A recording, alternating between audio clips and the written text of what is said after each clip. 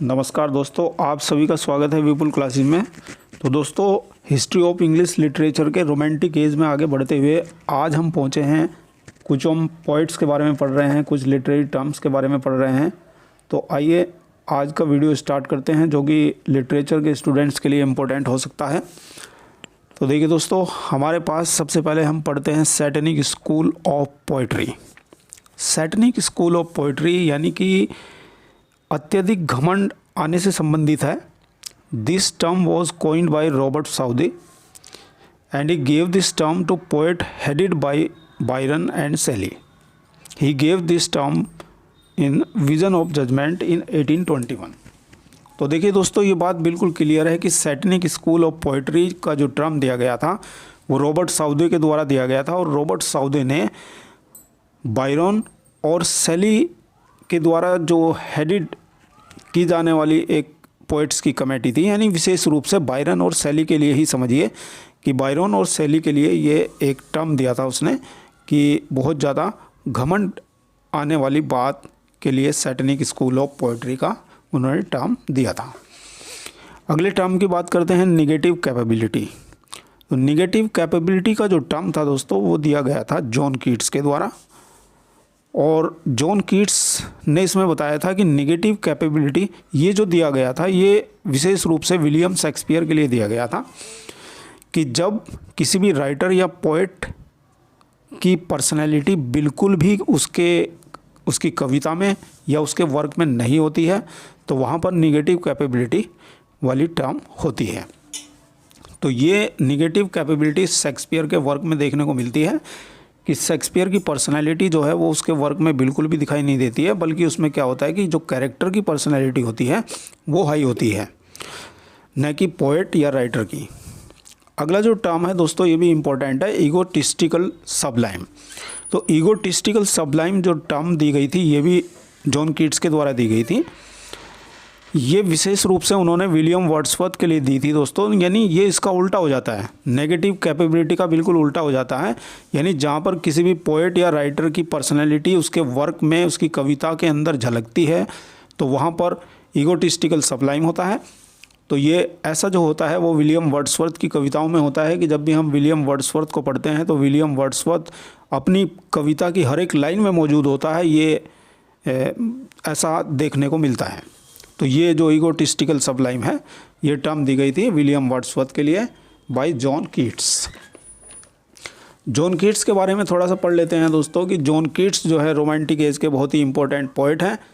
John Keats का जो जन्म हुआ था दोस्तों वो 31 अक्टूबर 1795 में हुआ था, और उनकी मौत 23 फरवरी 1821 में हुई थी।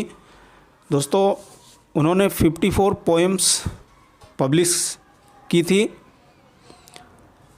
और आपको बताते हैं दोस्तों कि वो गाइज हॉस्पिटल से ट्रेंड थे, और उनकी जो फर्स्ट मैच्योर पोएम आई थी वो आई थी on looking into Chapman's Homer.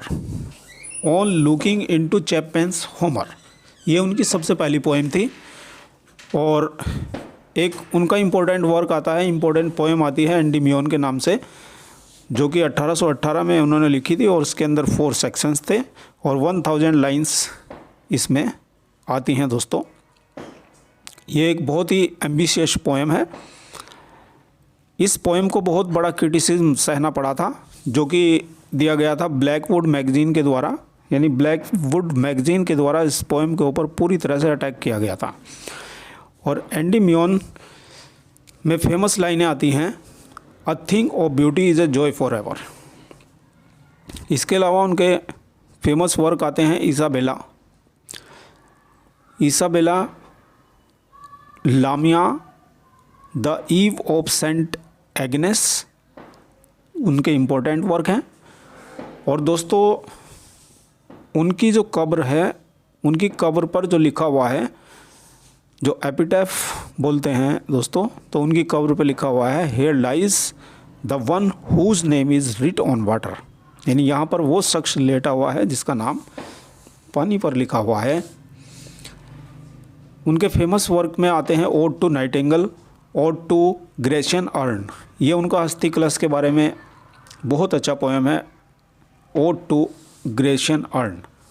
और दोस्तों आपको बता दें बकैसियो का डेकामेरन क्या है।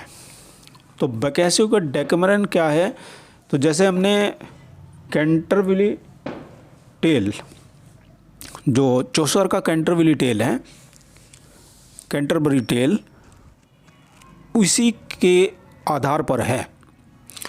तो बकैसियो का डेकामेरन क्या है, तो इसमें 100 टेल्स हैं दोस्तों, यानी ये एक 100 टेल्स का कलेक्शन है और अराउंड 10 पीपल कहानी सुनाते हैं, यानी लगभग 10 आदमी जो है कहानियों को सुनाते हैं।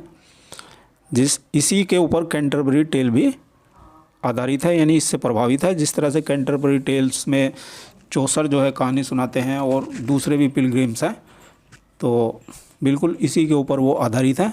तो दोस्तों आज के वीडियो में इतना ही रहेगा। तो यदि आप भी टीजीटी पीजीटी की इंग्लिश के लिए तैयारी कर रहे हैं, लिटरेचर के लिए दोस्तों, तो ये वीडियो आपके लिए इम्पोर्टेंट है। और यदि वीडियो आपको अच्छा लगा है तो इस वीडियो को अभी के अभी कर दीजिए लाइक और चैनल को सब्सक्राइब करके पढ़ते रहिए विपुल क्लासेस में।